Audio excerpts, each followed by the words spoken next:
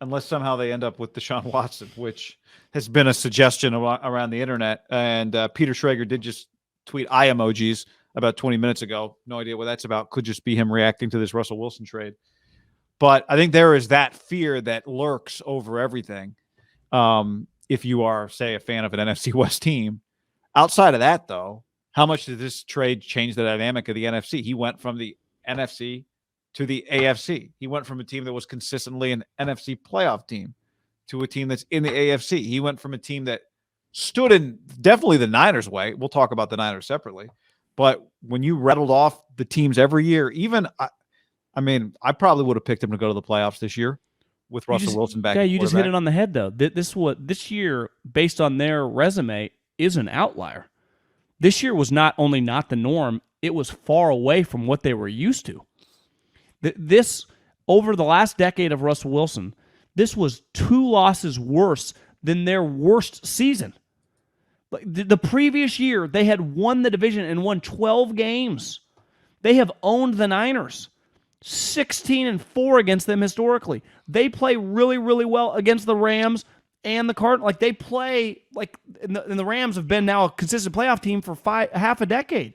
So this team, to me, went from being a consistent playoff team for 10 years with him at the helm, to now, unless they find a way to get a star quarterback, is irrelevant. Like, they are. If they just have some random, they can sign a Trubisky or a Drew Lock and draft a guy, like, to me, they're a 4-win team. They are the way we've actually talked about them, which is a big swing because on any given week, if they're playing the Packers, if they were playing Tom Brady in Tampa, if they're playing obviously the Niners or the Rams, they can win. And then they've hosted playoff games for a long time, and it's not just with the LOB squad. It was 2 years ago with Jamal Adams, right? I actually think he missed that playoff game because he was injured. And ultimately, Heineke and Jared Goff beat him. Now, it was a little skewed because if you remember, Seattle wasn't allowed to have fans, and that's a huge part, right? You know, the home game there would have been the 12s, but it was an empty stadium. But still, like, they hosted a playoff game 13 months ago. I know. It's funny, John. They beat the Colts week 1. Outside of that, their only good wins came against the division, and they just happened to be against the Niners twice. And they beat the Cardinals once. Other than that, they beat the Texans, the Lions, and the Jags. So I don't think they're going to do that 2 years in a row. I'm with you. Like, I think that was not an indication. Now, maybe they weren't going to be a Super Bowl contender, but to find a way to have that team go 7-10, I think was an indication that it was I think it was an outlier, is what I'm saying. Well, as long as he was on the team, you know, just from a business standpoint in the league, they were an entertainment product for the league, right? You could throw them in a big game on Sunday afternoon with Troy and, you know, them against the Niners and them against the Rams. You could put them on Sunday Night Football. You could put them on Monday Night Football. Like, they are not that anymore. Like, they're an irrelevant squad, right? You know how when the committee comes up, they always like, we take into account you missing players. So if, like, Johnny Davis from Wisconsin, I don't know what his status is, but let's just say he's out for a month, they will not be a 1 seed. Like, it's over. Remember when Kenyon Martin shattered his leg, and they're like, well, we evaluate that. Sometimes it happens with the college committee in college football. They are no longer getting, like, Sunday and Monday night. They're an irrelevant franchise minus this player, which kind of sucks. You know, I have enjoyed just the Seattle experience, you know, that just them being in my life it's just them against the Niners, them in the division, they're an entertainment product that no longer exists. And it'll be interesting. Does that just translate to Denver? It felt like it was part of just Pete and the whole and Russell, the combo. Yeah. It's over. I mean, it's dead on arrival. It is. You're right. And I think last year's a good example too, even at 7-10 with the wins that they had that were not particularly good wins. As you said earlier, there's 7 seeds in the NFL playoffs now. The AFC was really deep last year. The NFC was not. I mean, Seattle was not. It's not like Seattle played half the season dead to the playoffs, right? New Orleans was 9-8, same as Philly. Philly was the 7 seed at 9-8.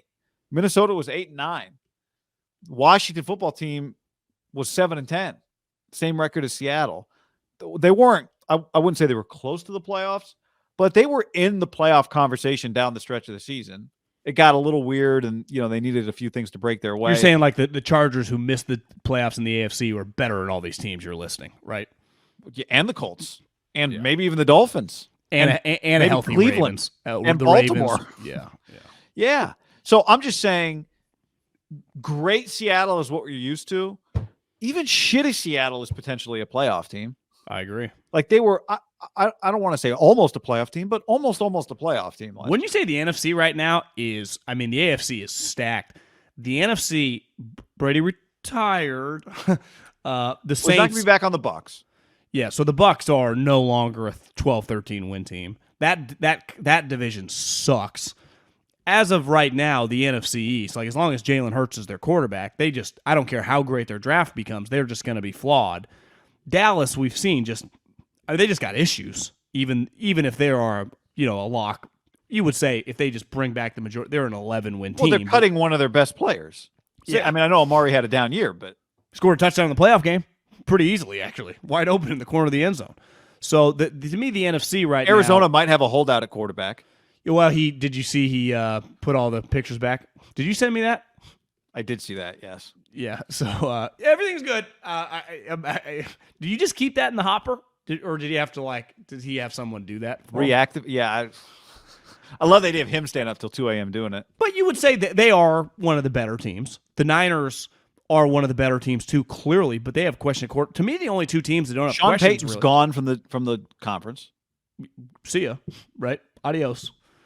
It's just, to me, the Rams and the Packers are the for sure things. I would say the Niners are a close third, but they do have a major question mark at first-year quarterback right now, right? Well, and also, say what you want about Arizona. Arizona does beat the 49ers. Yeah. They had a better record than them this last year. Yeah, I guess they beat them 3 of the last 4 times, huh? They went. I mean, they went 11-6. Niners were 10-7. But yeah, it's funny. I mean, just because you weren't a playoff team last year, like Seattle wasn't, they were the 11th place team in the conference. It does change the power, just the everything. It changes everything. You just have to worry about them now. I mean, you still play AFC teams. Sometimes you still play these teams, but it's been a pretty crazy year for the NFC already. With Aaron back, which is a big deal. I mean, if Aaron had left, but with Aaron back, but with Brady, 2 of the best quarterbacks in the league just left the NFC. Russell and Brady. Yeah. And you would say, listen, like you brought up his name, they had Jameis Winston, Taysom Hill, Ian Book, Trevor Siemian. I mean, their quarterback was really a joke position once Jameis tore his ACL, and they went 9-8 with Sean Payton. Like, he was a $15-16 million a year coach for a reason. Yeah, good right? point. They were not. Like, they own the Bucs with Brady. Like, it's fair to say Dennis Allen, even if they they clearly have good players, will you be shocked if the Saints are 6-11 or 7-10 next year? No. What's the path back this year for Atlanta? What's the path back for Chicago? What's the path for Carolina, the Giants, and the Lions? I mean, there's a lot of shitty teams. NFC. There's a lot of shitty teams in the NFC. Is Kevin O'Connell a really good coach? Like, is Minnesota going to bounce back this year? But you would say Minnesota has really even had some weird years, but been right there the last couple of years, right? They have more talent than all the teams you just listed. I would say Minnesota would be. They have to be thinking we can compete for a wild card, right? But you would say the Niners should be better than them because they are, but Kirk Cousins is a proven commodity, and Trey Lance just isn't. Now, if Trey Lance is just solid immediately, the Niners are a 12-win team. Kenneth on the stream says Commanders offered high picks the next 3 years per PFT just now. So I have the Florio article up right now. Last week there was a report that they made a strong offer. According to multiple reports, Commanders offered high picks in 22, 23, and 24. But the same reports also note Washington got the indication that Seattle preferred to deal him out of the NFC. All right, so he doesn't actually add anything new there. But, I mean, that is something here, right? Keeping him out of the NFC. Would they prefer to send him to the Commanders? I mean, to the Broncos and the Commanders? I do believe that they wanted him out of the NFC, which to me is the right move. It's the right move if you're going to compete. Like, if you're going to be the last place team in the conference or you're going to be bad, who cares? And so they don't think they're going to be bad. No, to me, it's regardless about you. You don't want to see him thriving in your conference. But see, this is where I would argue if you're going to do a rebuild, Well, it makes me think they're not into. They think they can find a way to be This good. is the NFL. There is no, unless you're like the Jags, you're never thinking we're gonna win 3 games. That's just not how people think. Even if that's the reality. If you pass up an extra first-round pick, now maybe it's like, yeah, we passed up picks, but Washington couldn't offer us Drew Lock, who we don't think is great, but we actually think could be serviceable, right? That might be the difference. That's part of it. What about Noah Fant? Like I immediately get a tight end. Yeah, I'm saying ultimately to take less if you're in Seattle's position only makes sense if you think you're really competing. But know this, and whether you believe this or not, or like whether this makes sense, this is how the league.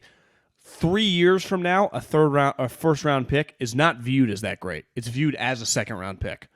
So, and immediately you have to know this. If I give you Russell Wilson, like ultimately they would have given the Commanders would have given a pretty good pick, right?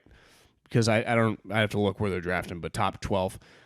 If you give me 11. next year's one, I have to assume you're going to be in the 20s. Like ultimately Seattle is assuming the 2023 Denver Bronco pick is going to be 24, 26, 22. So I'm getting pick 9 right now and Noah Fant and Shelby Harris, solid defensive tackle. Like I think I'm getting stuff right now. Yeah, that's the only point I'm addressing here is keeping him out of your conference, which I understand. But to me, I only really understand it. I mean, I understand it. Period. I think it's dangerous to take less, whatever less is. You're right. They might view that third one as less than getting Drew Lock and Shelby Harris and Noah Fant, and that's fine. But I think if you're them to take less to keep him out of your conference. Part of you has to think we're going to be good and it's going to matter if he's in our conference. I think the question is, could they have gotten, now these picks aren't as good as pick 9, but Howie has pick 16, 19, and like 21 or something. Would Howie have given all 3 picks for Russell Wilson? You tell me. You worked for him. Yeah, I don't know. I mean, I don't know. I if think you or him, would you have done it? I would have. I would have too. And again, this goes back to maybe it's a non-starter, giving them just like seeing the Eagles start making the playoffs every year, and it's going to be hard. Like if you're a Seattle fan today, it feels like your franchise is over, which sucks. Yeah. But by the way, the other point, they didn't just send him to the AFC; they sent him to the AFC West. Yeah, with Herbert and Mahomes and Carr. But I also think like Russell, and if Rodgers has gone, they don't think about it like that. Like Russell thinks I'm better than Herbert, and I'm definitely better than Derek. Yeah. Russell does. I'm just saying, if you're Seattle and you care about him not winning the Super Bowl, and you care about him not having so much success that it makes you look bad, and you're keeping him out of the NFC. I don't think it's as much about not winning the Super Bowl. I just think like I give them the Eagles or the Commanders, like they're going to the playoffs every year. Like it's not a 100% lock Denver makes the playoffs, right? They have a new coach. What if the coach isn't that good? Right? They haven't been in the playoffs for a while. We think all their players are sweet. Are they really? I mean, we're about to find out. There are still a lot of unknowns with Denver. We're assuming, and I am too, but we're gonna find out quick. Like, is their talent overrated? I don't know. I don't think so, but we've seen it before, right? Absolutely. I actually, for an AFC conversation later, I think there's something there about what should we be assuming right now about Denver. But pretty crazy, by the way, just as an aside. So Denver ends up with Peyton Manning in his second tour and then Russell Wilson. Interesting quarterback dynamic they've got going. I think I saw Florio wrote 10 years, this offseason, 10 years ago, this is when they landed Peyton. Wow. When the plane was at Duke?